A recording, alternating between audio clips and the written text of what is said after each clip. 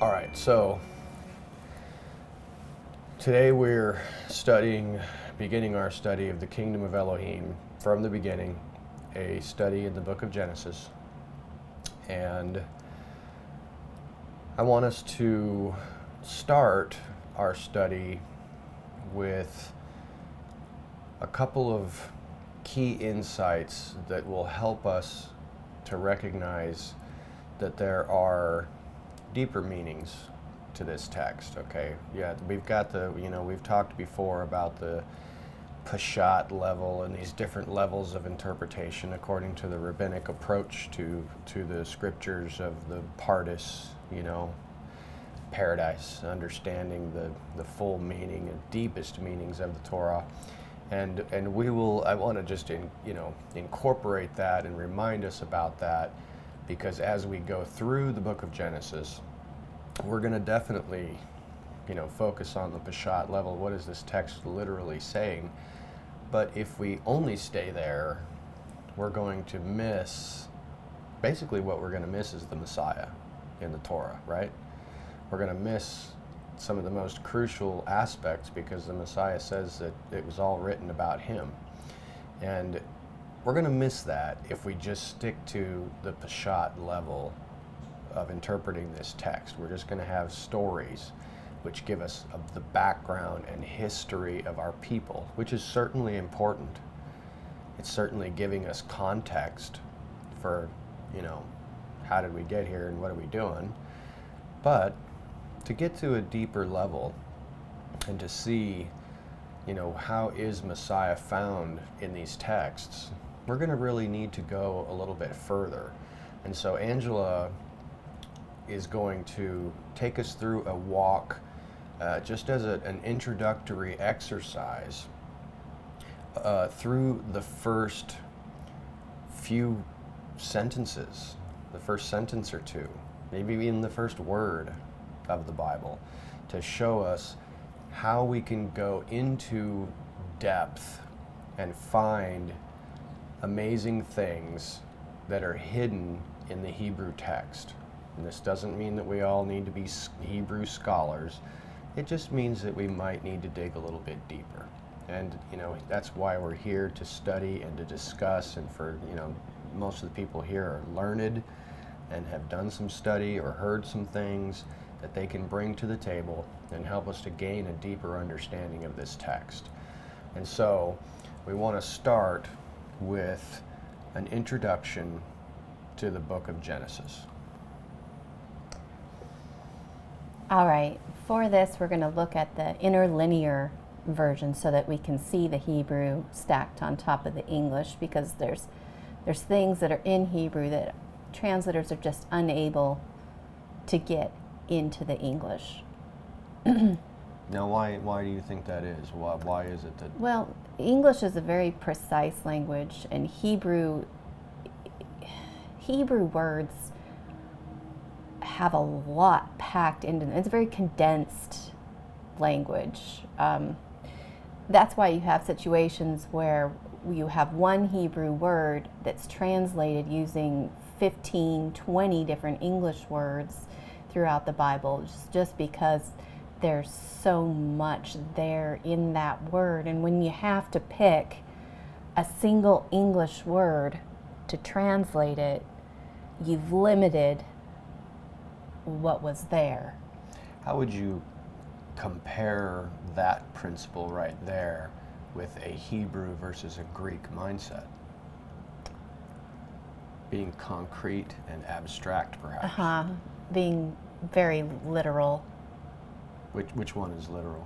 I think a Greek mind is literal and precise, and a Hebrew mind kind of thinks outside the box a little more, and that there's more there. When you view things, cyclically as opposed to point A to point B, there's definitely more avenues to take and more things that can be attached. Now, just as a side note for a second, when you think about why the Greeks would have developed a language system and a system of thinking that evolved in this way, but the Hebrew was more of concentrated form which allowed for various interpretations and deeper levels of meaning, why would it be so important for the Greeks to come up with a language and a way of thinking that was so concrete and so literal?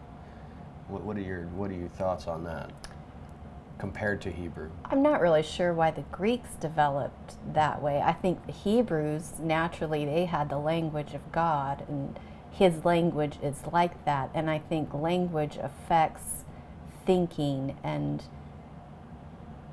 just whole systems within the way people interact and the way things develop. Language is, it's real. We saw that movie where the way people think was literally changing the physical world. It was because of language. I thought that was an interesting concept, and it made me think of Hebrew. So I think the Hebrews are unique in their way of thinking because of the language that they had, which was the language of God. Now, as for the Greeks, I really don't know enough about Greek or. Well, I think if you think about their religious philosophy and their need to explain everything so that it makes logical sense, and yet the Hebrew, in a lot of cases in the scriptures and the paradoxes of God, force the reader and the adherent to this religion to really be able to hold disparate ideas in tension.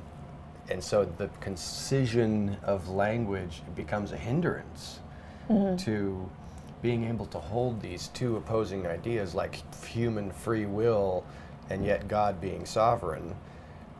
Or salvation by grace and by works, or something such as that. So it's like you really need to be able to expand your mind a little bit and be able to see things from different perspectives, because both are true. And like we have the habit of saying, is it A, B, C, or D? Yes, it is. Greeks can't think that way because they're looking for a pinpointed, accurate, logical, reasonable answer. The one right answer. As opposed to all the wrong As answers. opposed to, just other options.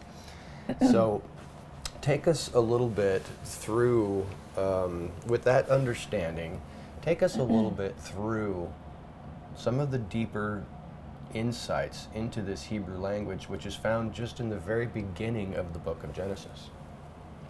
All right, like I said, we're going to use the interlinear, and so when we look at that, we'll just look at the first letter of the first word, and it's the bet.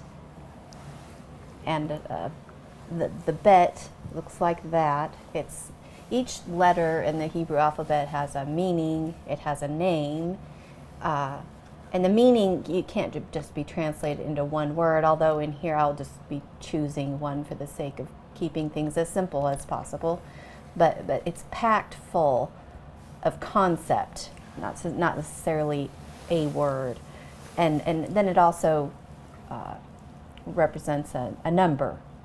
And so if you look at the letter bet and just the way it's constructed, you can see the meaning reflected in the structure of the letter. The meaning is house, and if you look at the bet, you see a roof and a wall and a door and a floor.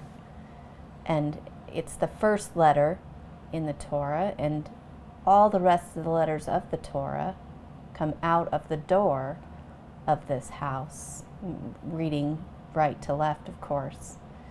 And so you have this enlarged house with all the words proceeding from it. So then the question was asked, well, we know what's coming out of the house, but what's hiding behind that wall of the house? And, if you... That sounds like a question that a Hebrew would ask. Well, yes. A rabbi wanting to know what Lots the of mystery. Questions, right? And it's a good question if you're thinking about this as a house. Well, you're also thinking of, this is the second letter of the alphabet. Surely the Bible would have started with the first letter of the alphabet. Yeah. So if this is the second letter, then what would be hiding behind it? The first. Your natural assumption would be the first letter. So let's look at the first letter then. The first letter is the Aleph.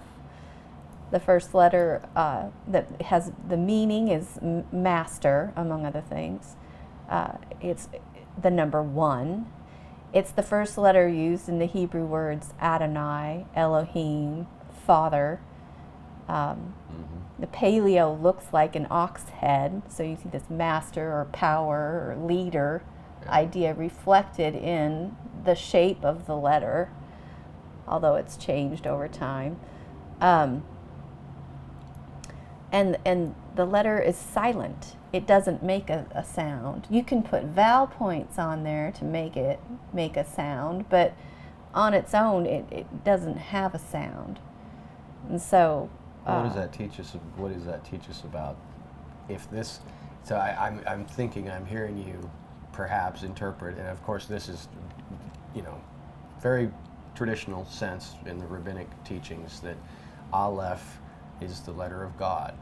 It's the master of the alphabet. It's 1. It is the number 1. Echad. It is represented by a strong animal, which is like the leader of all the domestic animals. Not a beast, a leader of a domestic animal, an ox. Why would it be silent in relation to God himself?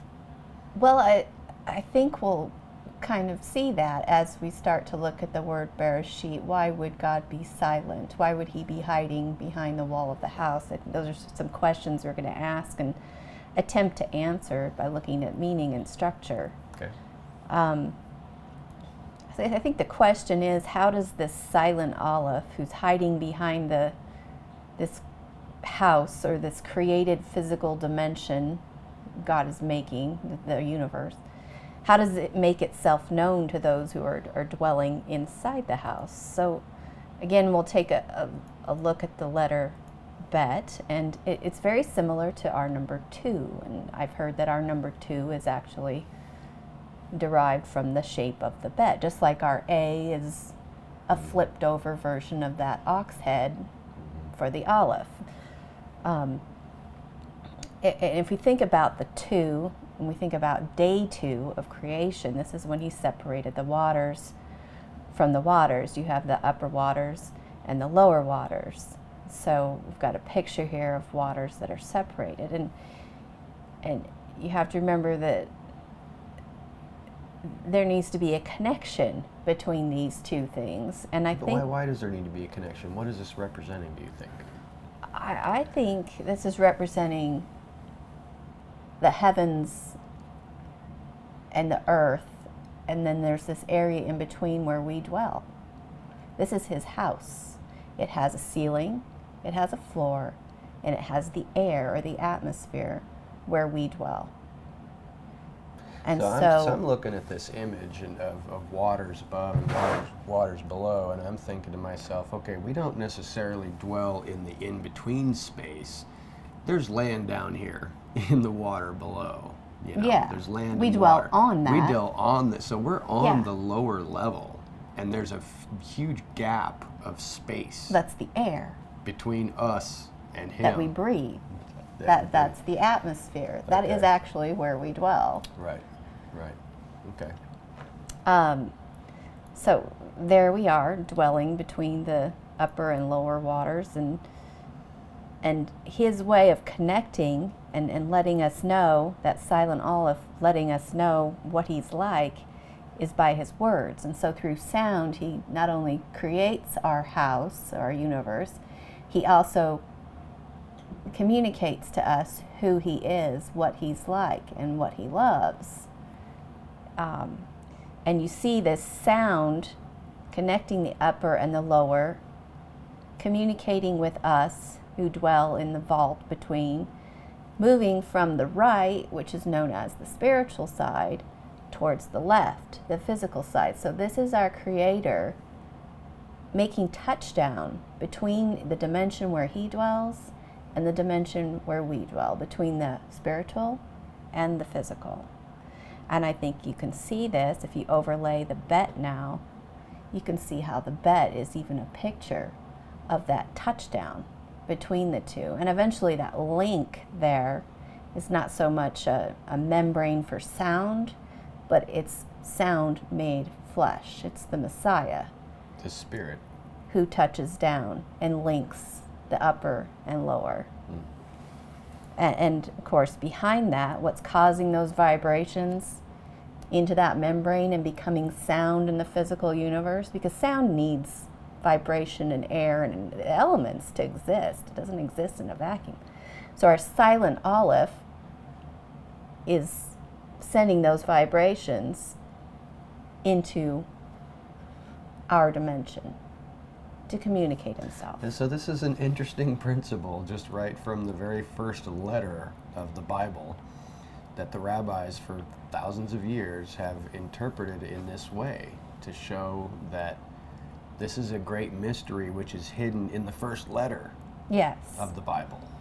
And One of them. Just one of them. Yes, because we're only snorkeling through the scripture right now. It's deeper than we could imagine. Mm-hmm. Yeah, that's great.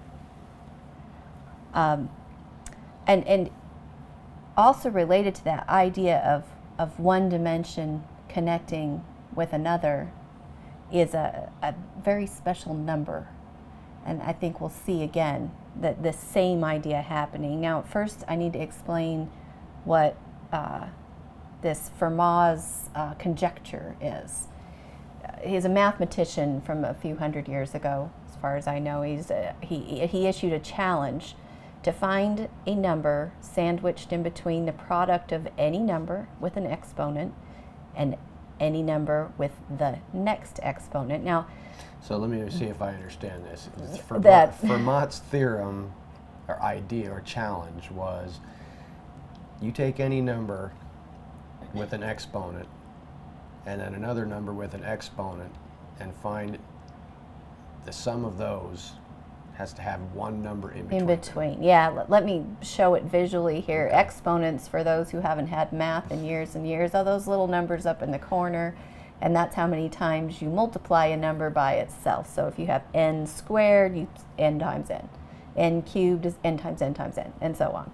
Okay. And so the number can be anything. In his challenge, that the number can be anything. It's the exponent that needs to, if the first number's exponent is, say, a 3, the next number's exponent needs to be a 4. And whatever then the product of those is, figure there out has to what be- those are. There Let's has to be say, one number in between them. right, let's say you did n to the third and your result was 100. Well, then n to the 4, your result would need to be 102, so you'd have one number in between, 101. Now, it's not possible. That doesn't work. That's not the solution. In fact, there's only one number that happens to. So if we take, and it happens to be with the exponents 2 and 3. So if we take 5 and we square it, and we take 3 and we cube it, and these are the answers. 5 squared is 25. 3 cubed is 27. There's one number in between, and it's the number 26. So this is the only answer that has been proposed for Fermat's theory. Yeah, of all the families of numbers, you have whole numbers, rational numbers. You know, this family of numbers contains one number. There's only one number that meets these criteria, and that's the number 26. This is the only way that works. So what's significant about the number 26? Well, you've got the 5 squared and the 3 cubed. 26 is your link, is your bridge between dimensions, 2-dimensional, 3-dimensional. And it's the only one. It's a very special number, and it also happens to be, if you work out the gematria, and you take the letters Yod He Vav He, those equal 26. Because each Hebrew letter is Also their a counting. number. It's their counting system. Yes. They don't have a counting set. They don't use Arabic numerals. No, So Aleph is 1, Bet is 2, goes up to 9, and then 10. goes to 10, and then it 20. switches to the 20s, goes Okay, up to okay. 90, 100. So you and count up the letters in the tetragrammaton, and it equals 26. right, the bridge between dimensions. The bridge between dimensions. Now that's a fabulous idea. This about Yehovah being the bridge between dimensions. Talk about that on a practical level. What do you mean about the bridge between dimensions? Well, I think when when we look at the points in time or the points on the earth when he has touched down, and we know, like, you mean like he's had interaction with humanity? yeah, like he's put his foot, like the like Mount Sinai. Okay. There was a touchdown there between dimensions, and he spoke. Yeah, the mountain was on fire. Yes, Okay. surrounded by a thick cloud of darkness, which we'll talk about in a second. Yeah. You've got, he touched down Messiah when Messiah was born. There Yeah. was another connection. It was like this.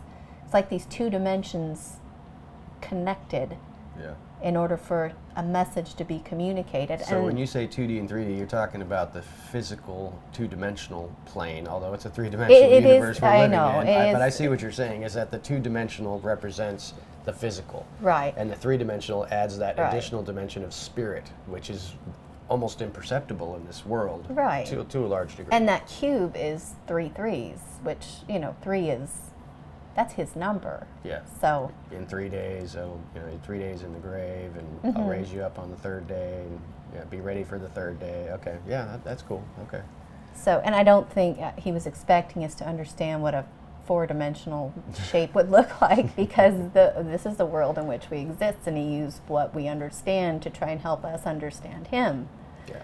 So, so if you go back to that bet shape we had, the waters above, waters below, you can see the connection between dimensions. So,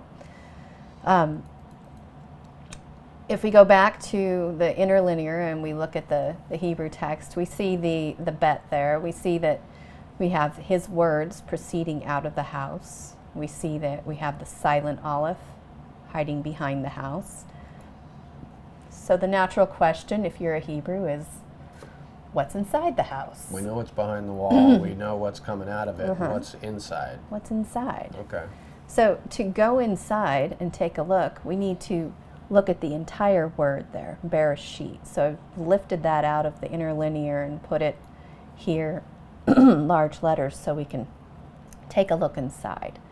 And what are these letters here? We got Beit, the Beit, Resh, Shin, Aleph, Aleph, Shin, Yod, Yod, Tav. Tav. Yeah, Bereshit, Bereshit. in the beginning. Yes. Okay. That's how it's translated in English. If we again remind you, house is the name of that letter, bet, or the name is bet of that second letter, and that is spelled bet yod tav. And here in the word Bereshit, you can see we have the letters bet yod tav right there. The bet in front, yod and tav at the back. So we have a word inside the house. What is that word inside the house? That word is resh. Well, what does that mean? Well, here's a list of what that word means. Okay, so what you're saying here is contained within the first word of the Bible. You've got Bet, Yod, Tav, which is bet, which is house, and then inside of the letters that form house, you've got Rosh, Yes. which has these meanings of head, first, top, beginning, chief, raise, full knowledge. Now, is this a legitimate thing to do, to chop up words, to see secret, hidden meanings inside of a word? Is this a common Bible practice? Not in the evangelical world, but our language in English, You can't do we that. in do English. that, and we do that to some degree, and I'll show you an example of it in a few minutes. But we do it more for fun and for riddles, not necessarily. But you have to remember this language, who created it, and it may function on more level. You know, we do things like bold, italics, capitalize to get our meaning across. Hebrew does different things in order to communicate fuller meaning. And you've indicated that in evangelical circles in traditional Christianity, since they don't deal with Hebrew generally, most evangelical scholars would be Greek. If they're going to study anything, they're going to study Greek scriptures so that they can study the New Testament. Right. And so you might assume that this is something weird and funky to be breaking apart Hebrew words by their letters to show meanings hidden inside of a word. And you've made the point that we mess around with the English language once in a while to play with words, and we give meaning to words in a greater authority by capitalizations and italics and such like that.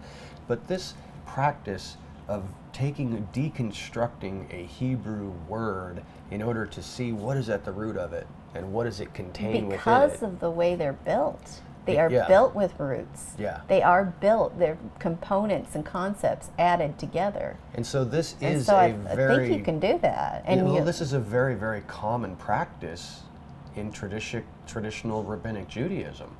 Because these letters are infused with meaning, the words themselves are going to obviously be infused with meaning themselves. Right. And so this is a homiletic way, hermeneutic, way of interpreting the Bible that the rabbis have done for thousands of years. And we are just coming to recognize it because we're just learning about the Hebrew and its power and its significance in our Bibles. So I just wanted to just ask about that, because some people might be saying, wait a minute, is this even valid to tear apart a word? Yeah, and I understand that. If you have no experience with the Hebrew and the way words are built, then this would seem really hinky. Okay. But I see that there's tremendous hidden, and this is part of the levels of meaning, and the part is sod and drosh and remez, type of deeper meanings of the text that the Hebrews have had. That is part of our heritage that we lost for so long because of our just throwing away the Hebrew language and not really seeing any value in it. I think in evangelical circles, when they talk about the word being so deep and the living word, and every time you look at it, you can see something else, they're still really just looking at the surface of the water, that they don't realize that they can dunk their head down in there and get a look from a different point of view. You can also look up. Yeah, okay. Turn the Torah around and around for everything. Yeah, look from every angle. So inside the house, you have the head. Rosh is the head. And who is the head? Well, the New Testament defines who the head is. The head is Messiah. Messiah is the head. So there you have Messiah in the house. And that's not all, because remember, Rosh has different meanings. It also means beginning. So here you have the word that is translated in the beginning with a beginning in it. And it's almost like what we do for fun with our English words, where we arrange them, and if you're clever, you can figure out what it means, especially this lower center one. The where you have job. And inside job. So we do it too. But just for fun. And it's not fun and games. Yeah, we think we're clever, and we have no idea what clever is, because our God is... The wisdom of man is nothing compared to the wisdom child's of God. play. Yeah, absolutely. So if we also look at the center word, Rosh, being first, we see another maybe prophetic picture here. If Rosh is first, and then we have the big house, the big bet that starts the thing. We have the first big house. And then if we use the gematria, that yod there is 10 and that tav is 400. So we have the first big house, 410. And what's the connection there? Well, the first temple, Solomon's temple, stood for 410 years. So that's like a prophecy. Well, he declares the end from the beginning. He can also declare the things in between, I suppose.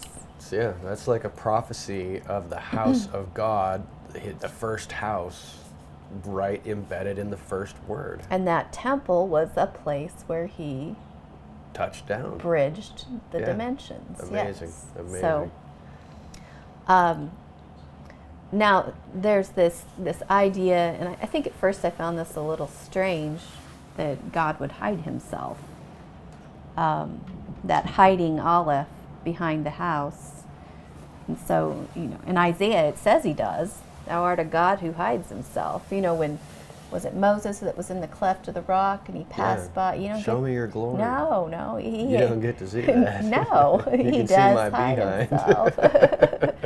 So, why does he hide himself? And I'm sure everyone has that question. They really would like to know, God, why are you not? I think if he stopped hiding himself, they'd get an answer, but wouldn't have long enough to let that answer really settle in. We can't handle that truth, right? That's true. So, I think linked to this is this idea of free will. It's a reason for why God hides himself. I think that's part of it. Connected with human free will. I think it is, yes. Okay, explain. I think that in order for us to experience free will and thereby a lot of other good things, you'll see that we learn through this, is we need a space to move around in our physical universe where we do our stuff. This space also functions as his garment. In fact, in Hebrews, it refers to the earth and the heavens as a garment. And I think that's... In the book of Hebrews? In the book of Hebrews, yeah. Okay. And I think that this is the garment that he wraps himself in to hide himself. Let's read that in the Hebrews. That's in Hebrews chapter 1, verses 10 through 12. It says, "And you, Adonai, laid the foundation of the earth in the beginning." So this is bringing us back to the beginning. "And the heavens are the work of your hands. They will perish, but you remain. They will wear out like a garment. Like a robe you will roll them up. Like a garment they will be changed." Okay, so I see how the author of the book of Hebrews certainly seems to be making a connection there to the beginning and a garment. And so what's the connection that you're making there? That the physical universe that he created conceals him, just like that bed in the house had that wall that concealed him. That even when he did touch down on the mountain, he was surrounded by clouds of thick darkness. Yeah. And he is light, but when there's more than one place where it talks about these clouds and thick darkness around him. And when I look up in the night sky and I see this darkness, I think almost that I'm like inside of it's his garment concealing him. And without it, we'd be like a child whose parent is hovering over their shoulder their entire life. And I don't think you really know what your kids would do freely out of their own choice until you are not there.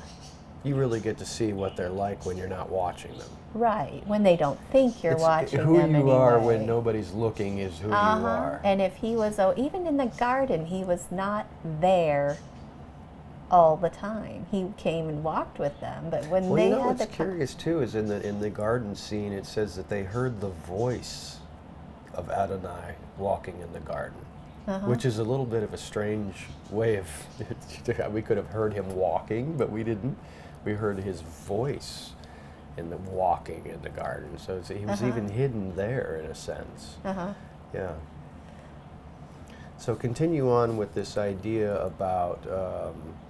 I can see that space contributes to free will in the sense that, if you're being watched continuously, you kind of lose your free will because you are not going to do what you would normally. You're putting on your Sunday best. Yeah, there's a bit of coercion there. Yeah, yeah. When someone's watching you, you behave. It's like Schrodinger's cat.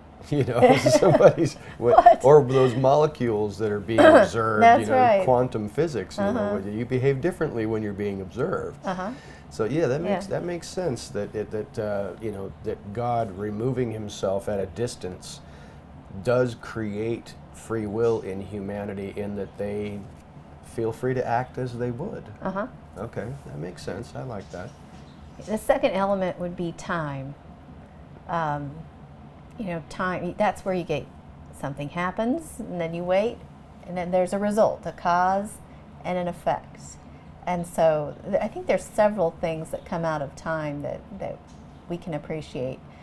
For instance, if we did something bad and immediately something bad happened back to us, well, we wouldn't do that anymore. We'd be like the rats in the cage, and I forget what his name was. It wasn't Piaget. B.F. Skinner? Was it Skinner's rats? I think it was. Operant conditioning? Yes, where, we press the one bar and we get electrocuted. We press the other bar and we get a food pellet. Well, we just keep pressing the food pellet bar Sure. once we figure that out, and we would be like animals, being classically conditioned to do the good thing.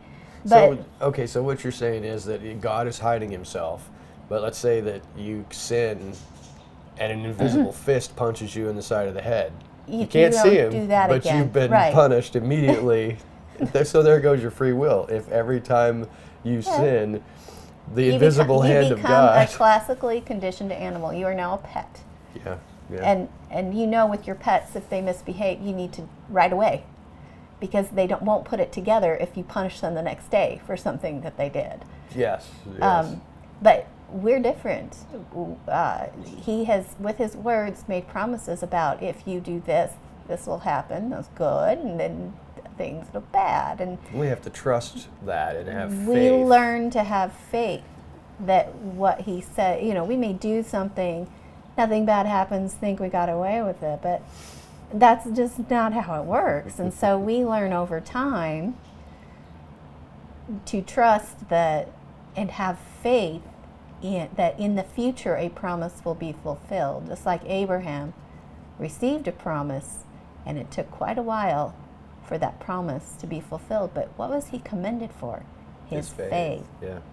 So I can see how space and time are contributing to humans having free will. Okay, that makes good sense.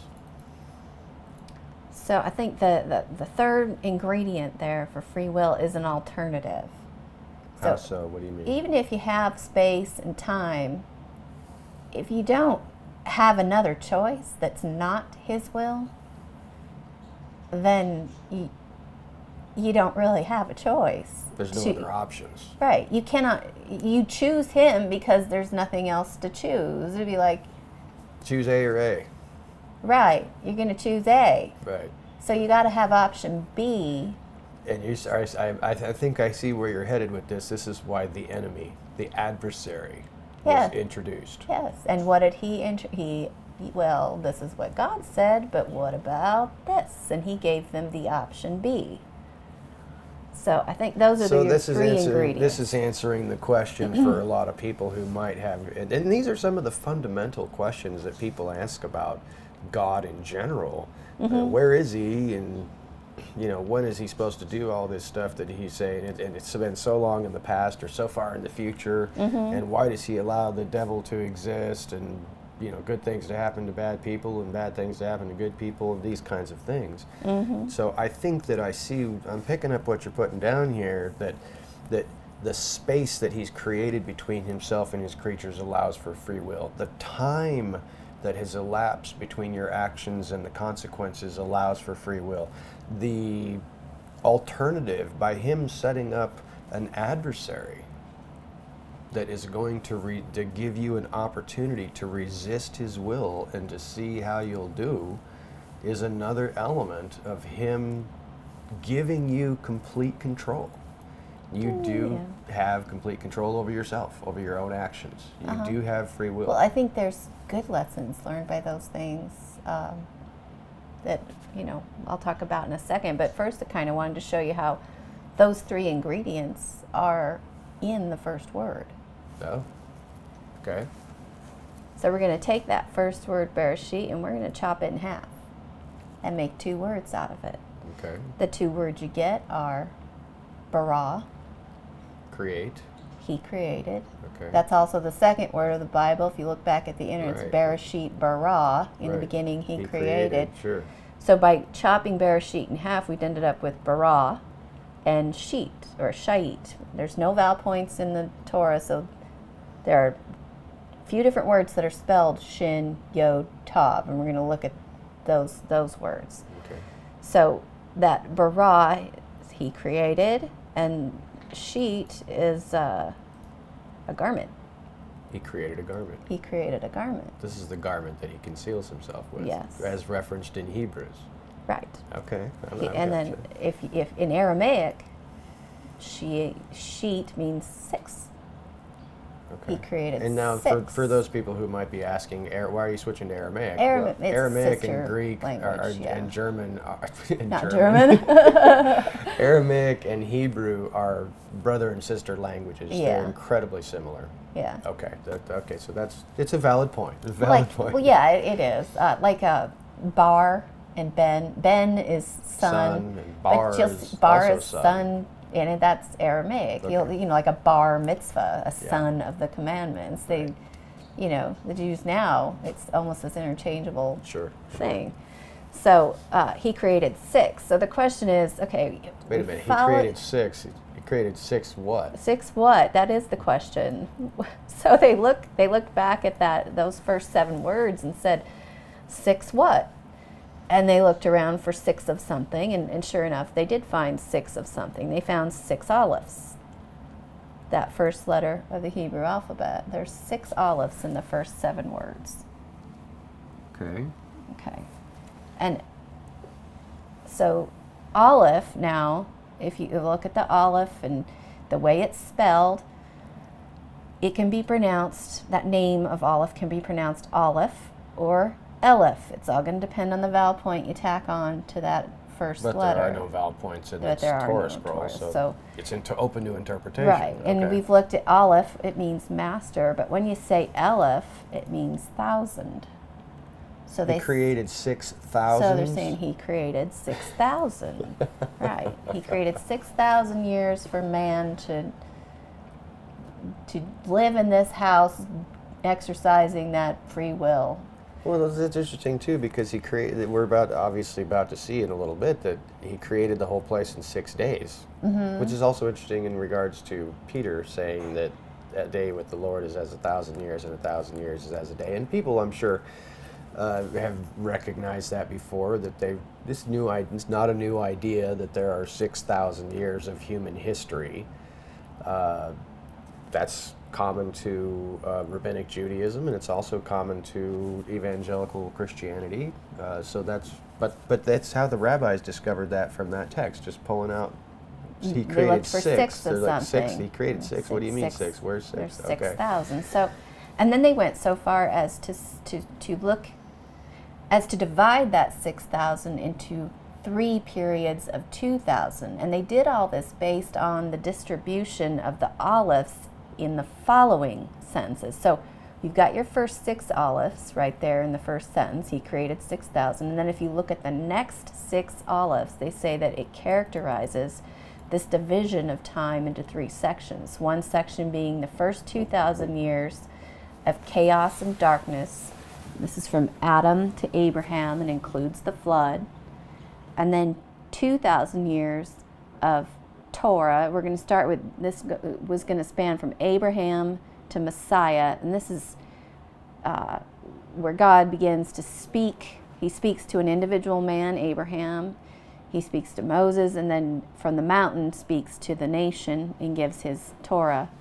And then lastly, 2,000 years of Messiah. So Messiah was supposed to come 2,000 years ago, according to this breakdown. And I guess. Well, I imagine that messed them up. Well, maybe they just don't think that this applies anymore, but we picked up on it and said, yeah, I think he did come 2,000 years ago, about 2,000 years ago. So let's look at the distribution of the olives and see how they came up with this. If you look at the next 2 olives in Genesis, they occur in the phrase, and the earth was without form, empty. There was darkness on the face of the deep, and the Spirit of God moving gently on the face of the waters. Interesting that this time period includes Noah moving gently in his ark on the face of the waters over the darkness and the chaos. Okay, so I can see that. The next 2 olives are real close together, just 3 words. Then God said. God spoke. God spoke, and so that's your period where he begins to communicate first with Abraham and then the rest of his descendants, and gives his And that's represented Torah. in the next 2,000 years. That's the next 2,000 years, Interesting, right? okay. And then lastly, that last 2,000 years was supposed to be Messiah, because the final two olives occur where it says, "Let light be," and there was light. And So Messiah is the light of the world. Light, Yeah. right? And so, if now you look back at that 6,000 years divided into 3 sections, I've attached a picture, and now we'll read that while looking at the pictures. First, you have, "And the earth was formless and void, and darkness was over the surface of the deep, and the Spirit of God was moving gently on the face of the waters." That is when the time of the flood. Right. Excellent. Then you have the mountain here with Israel gathered around. Then God said. So this is the time when God began to speak, first through Abraham and Moses and the prophets, and given the Torah. And that's characterizing that next set of 2,000 communicating years. his plan, yeah. Communicating, okay. And then lastly, "Let there be light," and there was light. And the last 2,000 years have been characterized by Light. the light of We are Messiah. and we're supposed to be his lights lights. in the world. Okay, so that's it. I think that's valid. I think that's an interesting insight. You know, to me, it's, as an English teacher, I think you would appreciate that right from the beginning he did a broad outline of his entire plan there. You put a thesis statement in very there. Very succinct. Yes. It works. Is that it the works. word? Yes, Succinct? very succinct. Yes. Okay. So we've looked at, he created a garment, he created 6, and now we'll look at Shai. If you pronounce it a little differently, now it's thorns. He created thorns, and you might think, okay, how does that fit into anything? Yeah, that's what I'm asking. What does that work? How does Well, that work? Paul defines thorns for us. You know, this whole phrase, thorn in the flesh, I think gets thrown around a little loosely, because Paul says exactly what the thorn is if you read it. "To keep me from exalting myself, there was given me a thorn in the flesh, comma, a messenger of Satan to buffet me." So a thorn is a messenger of Satan. And At least according to Paul. oh yeah. Okay, wait. This is actually starting to click for me, because now I'm seeing you running right back into those 3 things that were given to man to create free will: time, space, and an adversary. Right. And it's all contained right in that first 2 sentences, or 1 sentence, of the book of Genesis. Well, the first word. Well, yeah, even not only in the first word, but in the first whole little section there, where they pulled out all those olives to break that into time sections. Yeah. Not only is it contained there, it's contained all within the first word. Yes. The whole plan. So it's like a seed. You know, the entire oak tree is in that tiny seed.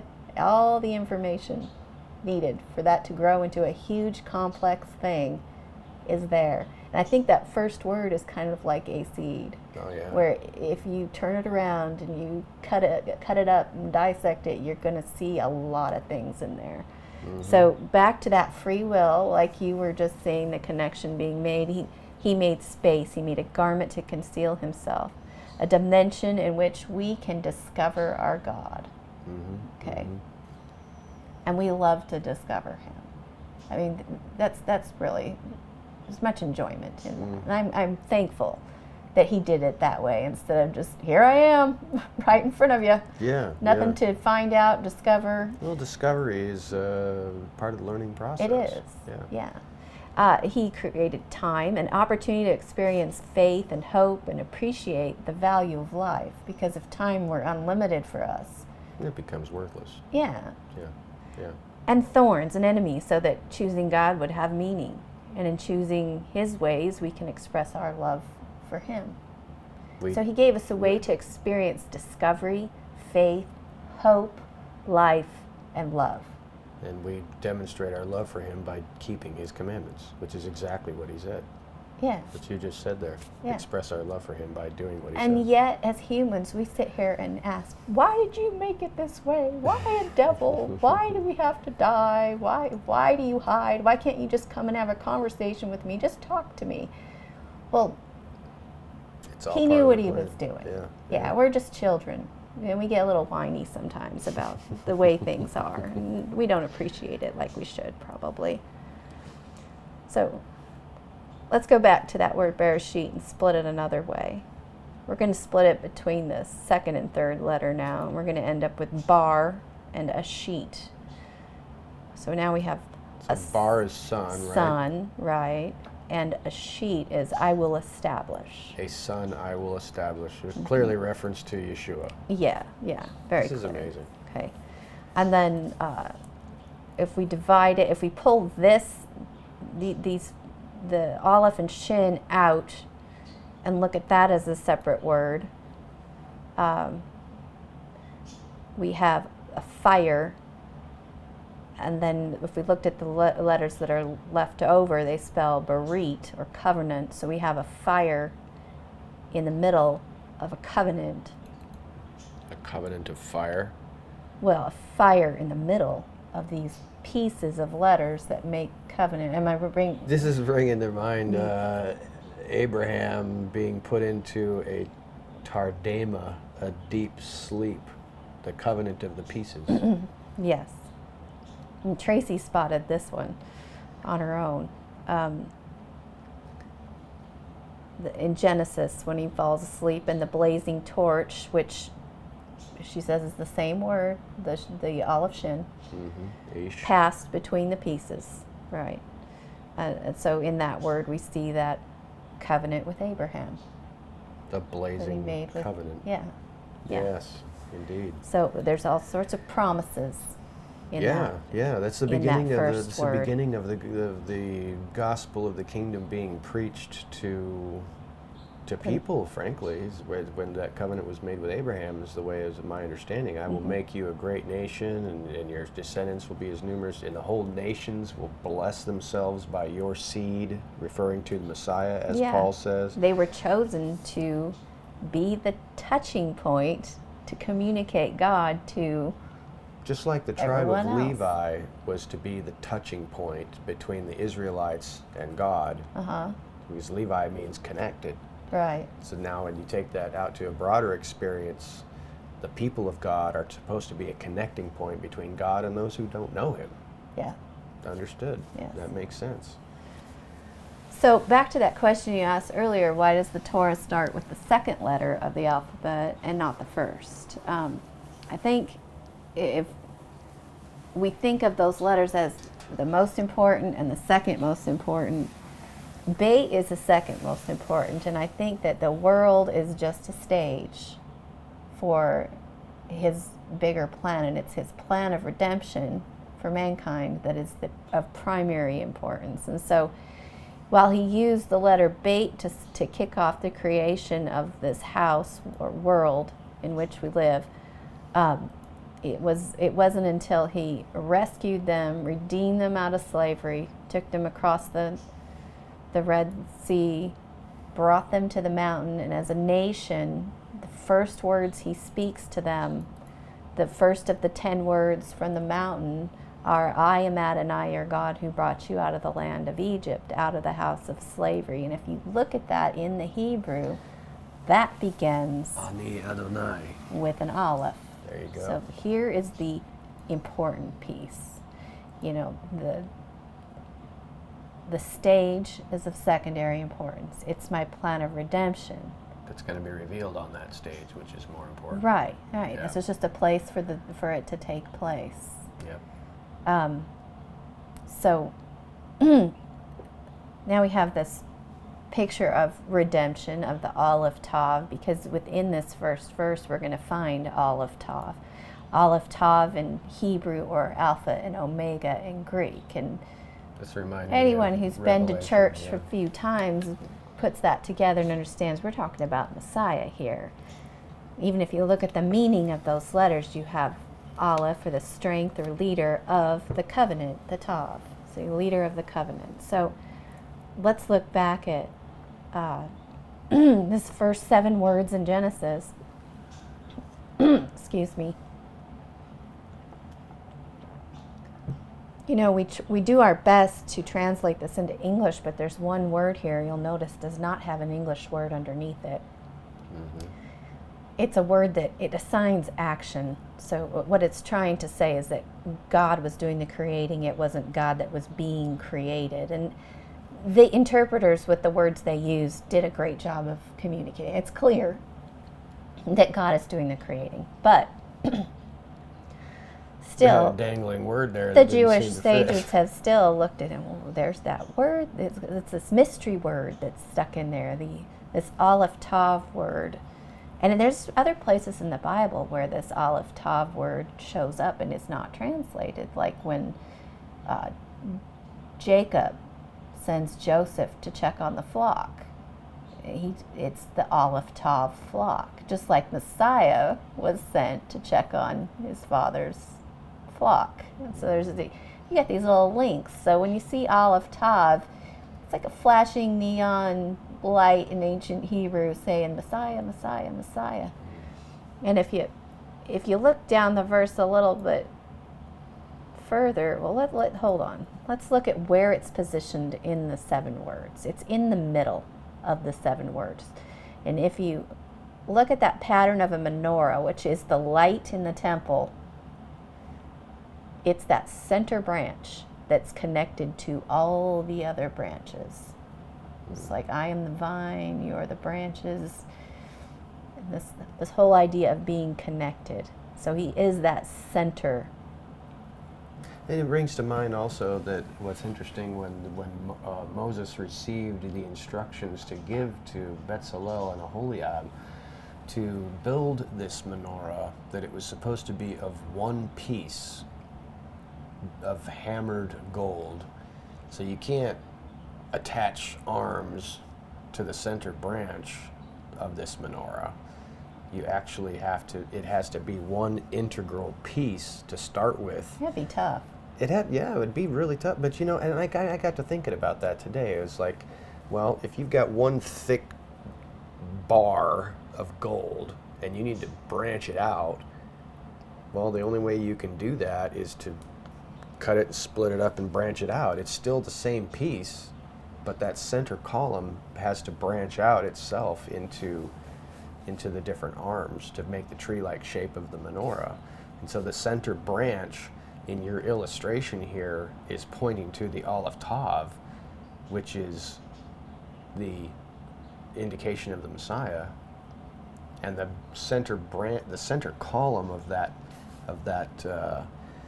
menorah being referred to as the shamash, the servant branch of the menorah, is also so terribly significant that I can see that the 4th letter in the first 7 letters being the Aleph Tav, the Alpha, the Omega, the Messiah, the servant branch of the candlestick of the menorah. It's beautiful. All the designs, all the patterns, all the words, all the letters, everything. Nothing is happenstance here. This is all carefully orchestrated. Everything fits together. Yes, it does. If you look down the sentence a little, you'll see another Aleph Tav. But this one has it has a word under it. It has a yud. Yeah, it's not just attached. Aleph Tav, it's a Vav. A vav. Vav Gotcha. Aleph Tav. And Vav is what you put on the front of a word when you want to say and. Okay. And that's why underneath the word it says and nothing else. They still have not put into English what Aleph Tav means. They've only put what the Vav means, which is and. So you have Aleph Tav and Aleph Tav again. And if you look at where they're positioned, you've got the first Aleph Tav, you've got the word Elohim or God. You've got the first Aleph Tav, then you have the heavens, then you have the second Aleph Tav, and then you have the earth. And so let's think about this where we have the first Aleph Tav. First Aleph Tav comes from Elohim, then he goes back to the heavens, and then he comes again to reign on the earth. Oh my goodness. I feel you. That's pretty cool. It hasn't changed the Peshat meaning. Yeah. Okay. I mean, it just means more than there's like reading in between the lines type of things going on. So when you see this Aleph Tav sitting next to God in the beginning, and you understand that this word is there, which you wouldn't if you hadn't seen it in Hebrew, you can go back to your English Bible and read John 1 and have a not a completely different, but a fuller understanding of what John was saying when he said, "In the beginning was the Word, and the Word was with God, and the Word was God. He was in the beginning with God. All things came into being by him, and apart from him nothing came into being that has come into being. In him was life, and the life was the light of men, and the light shines in the darkness, and the darkness did not overcome or comprehend it." That's tremendous, absolutely tremendous. It's like John is telling us, in the beginning was this dangling word that was right next to God. And he's telling us about darkness and light, which is Coming what right is up. about to Yeah, happen too. stunning. So Stunning. Yeah, that's a delightful insight into just taking the basic Peshat level. It says, "In the beginning God created the heavens and the earth." Indeed he did, and that is absolutely true. But buried within the first word is the gospel, and some explanations about deeper mysteries, and also the message of the Messiah, just buried right there in the first sentence of the Bible and in the first word of our Bibles. That's amazing. That's amazing. Excellent insights. And I think that's an excellent launching pad for us to begin our study of Genesis, just to see how deep this is and how far the rabbit hole goes. Because as we begin to study more and work through this book of Genesis, I think with the hope, that the Spirit of God will guide us on our path and teach us his ways and show us the Messiah in the very beginning, that we'll see stuff like this continually as we go. I think that now that we have the kind of a fuller concept of garment is going to come up again in Genesis. When he makes clothing for them to cover their sin. Not just then, but someone's garment is used as evidence that he has been. Oh, yeah. We're going to see garment again. We're going to see a delay between a promise and fulfillment. Yeah. And we're going to see not just the adversary in the garden, but we're going to see adversaries. We're going to see people who come against. And yeah, that's an excellent point, and I think it bears in mind, this is one of the big hermeneutical approaches that you need to take with the Bible, is the rule of first mention, to remember what the book of Genesis lays down as a foundation for certain concepts and ideas, because you can trace them all the way to the end of the Bible in the book of Revelation. There's so many similarities and images and metaphors and word pictures that can really infuse meaning and help us to understand some of the more difficult challenges that face us in the future as we continue to read our Bibles all the way through to the end. And if you understand how packed it is and how much is there, and that nothing is there for no reason, that Hebrews do not say the same thing twice just for emphasis. It's there twice for anything you see that's a curiosity is there for a reason. It's not just a curiosity. It's just something for you to try to figure out. Absolutely. Well, excellent. Thank you very much for sharing that with us. And next week, we will use this as a launching pad to just break forth on the other side of that bait to see what the words are that are flowing out from the Father, and what they teach us about Messiah and about the kingdom of God right from the very beginning. So that's it. Thank you very much, and we'll talk again soon.